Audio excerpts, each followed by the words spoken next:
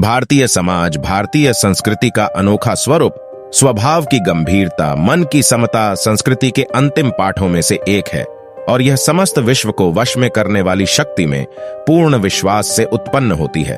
अगर भारत के संदर्भ में बात की जाए तो भारत एक विविध संस्कृति वाला देश है।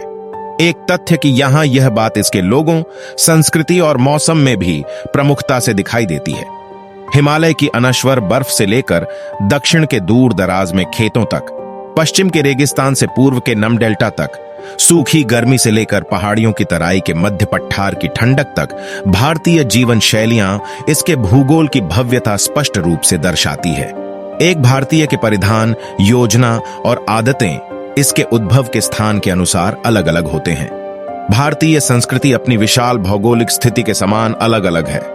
यहाँ के लोग अलग अलग भाषाएं बोलते हैं, अलग अलग तरह के कपड़े पहनते हैं, भिन्न भिन्न धर्मों का पालन करते हैं, अलग अलग भोजन करते हैं, किंतु उनका स्वभाव एक जैसा होता है। चाहे कोई खुशी का अवसर हो या कोई दुख का क्षण, लोग पूरे दिल से इसमें भाग लेते हैं, एक साथ खुशी या दर्द का अनुभव करते हैं।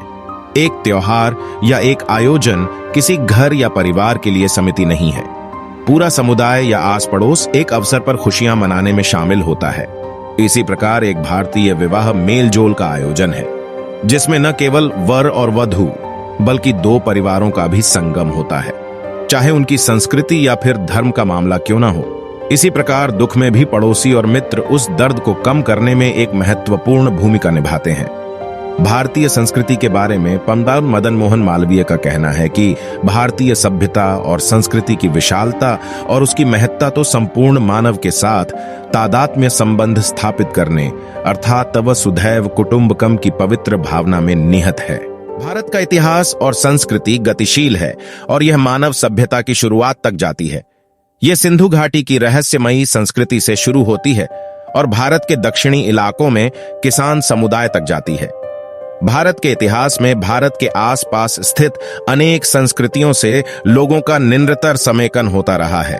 उपलब्ध साक्ष्यों के अनुसार लोहे, तांबे और अन्य धातुओं के उपयोग काफी शुरुआती समय में भी भारतीय उपमहाद्वीप में प्रचलित ये, जो दुनिया के इस हिस्से द्वारा की गई प्रगति का संकेत है। चौथी सहस्राब्दी बीसी के अंत तक भारत एक अत्यंत विकसित सभ्यता के क्षेत्र के रूप में उभर चुका था।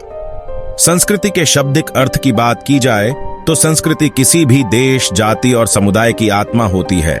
संस्कृति से ही देश, जाति या समुदाय के उन समस्त संस्कारों का बोध होता है जिनके सहारे वह अपने आदर्शों, जीवन मूल्यों आदि का निर्धारण करता है। अतः संस्कृति का साधारण अर्थ होता है संस्कार, सुधार, परिवार, शुद्धि, सजावट आदि। वर्तमान समय में सभ्यता और संस्कृति को एक दूसरे का पर्याय माना जाने लगा है, लेकिन वास्तव में संस्कृति और सभ्यता अलग अलग होती है। सभ्यता में मनुष्य के राजनीतिक, प्रशासनिक, आर्थिक, प्रौद्योगिकीय व दृश्य कला रूपों का प्रदर्शन होता है, जो जीवन को सुखमय बनाने में महत्वपूर्ण भूमिका निभाते हैं। जबकि संस्कृति में कला, विज्ञान, संगीत, नृत्य और मानव जीवन की उच्चतम उपलब्धियां सम्मिलित है। भारतीय संस्कृति विश्व की प्राचीनतम संस्कृतियों में से एक है। यह माना जाता है कि भारतीय संस्कृति यूनान, रोम, मिस्र, सुमेर और चीन की संस्कृतियों के समान ही प्राचीन है। भारत विश्व की सबसे पुरानी सभ्यताओं में से एक है, जिसमें बहुरंगी विविधता और समृद्ध सांस्कृतिक विरासत है। इसके साथ ही यह अपने आप को बदलते समय के ढालती भी आई है। यूनानो, मिस्रो, रोमा सब गिर गए जहां से अब तक मगर है बाकी नामो निशान हमारा। कुछ बात है कि हस्ती मिटती नहीं हमारी, सदियों रहा है दुश्मन दौरे जहां हमारा। जब से मसव का जीवन अस्तित्व में है, तब से वह निरंतर उन मूल्यों की तरफ अग्रसर है जिनको प्राप्त कर लेने पर उसका जीवन व्यवस्थित होने के साथ साथ आत्मिक सौंदर्य से भी परिचित हो सके।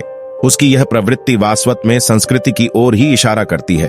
भारतीय संस्कृति समस्त मानव जाति का कल्याण चाहती है।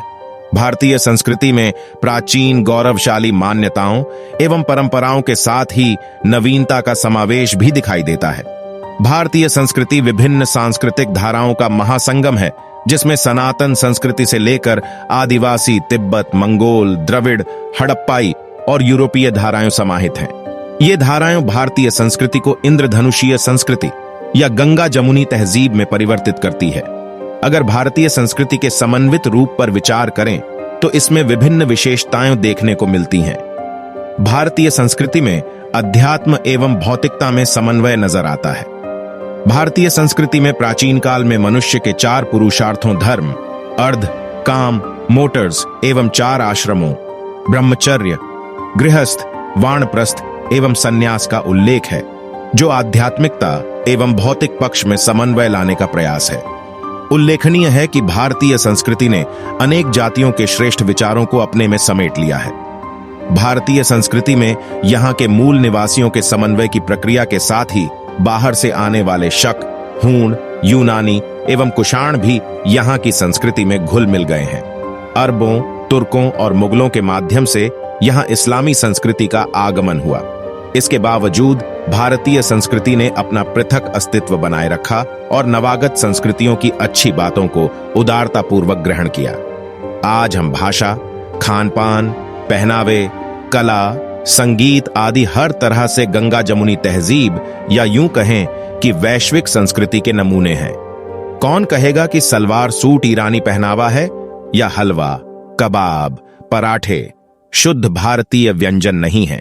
इस बिंदु पर विचार करना जरूरी है कि हड़प्पा कालीन सभ्यता की परंपराएं एवं प्रथाएं आज भी भारतीय संस्कृति में देखने को मिल जाती है। यथा मातृ देवी की उपासना, पशुपतिनाथ की उपासना, यांग आसन की परंपरा इत्यादि। इसके अलावा भारतीय संस्कृति में प्रकृति मानव सहसंबंध पर बल दिया गया है। हमारी संस्कृति मानव, प्रकृति और पर्यावरण के अटूट एवं साहचर्य संबंधों को लेकर चलती है। भारतीय उपनिषदों में ईशावास्यंद सर्वम अर्थात जगत के कण कण में ईश्वर की व्याप्तता को स्वीकार किया गया है। यहाँ के विभिन्न विचारकों एवं महापुरुषों ने भारतीय संस्कृति को समन्वित रूप प्रदान करने वाले विचार प्रस्तुत किए हैं। फिर चाहे बुद्ध, तुलसीदास हो या गांधी जी, इन सभी को भारतीय संस्कृति के नायक के रूप में प्रस्तुत किया गया है तथा ये सभी चरित्र भारतीय संस्कृति को समन्वित स्वरूप देते हैं। भारत की विभिन्न कलाओं जैसे मूर्तिकला, नृत्यकला, चित्रकला, लोक संस्कृति इत्यादि में भारतीय संस्कृति के समन्वित स्वरूप को देखा जा सकता है। विभिन्न धर्म, पंथों एवं वर्गों के लोगों का नेतृत्व इन कलाओं में दृष्टिगोचर होता है, जैसे मध्यकाल में इंडो इस्लामिक स्थापत्य कला और आधुनिक काल में विक्टोरियन शैली।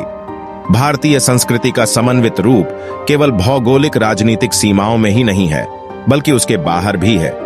भारत के अंदर बौद्ध, जैन, हिंदू, सिख, मुस्लिम, ईसाई आदि धर्मों के लोग एवं उनके पूज्य स्थल हैं, जो शांतिपूर्ण सहअस्तित्व को दर्शाते हैं। विदित हो कि संस्कृति का स्वरूप साहित्य में सबसे अधिक समर्थपूर्ण तरीके से अभिव्यंजित होता है।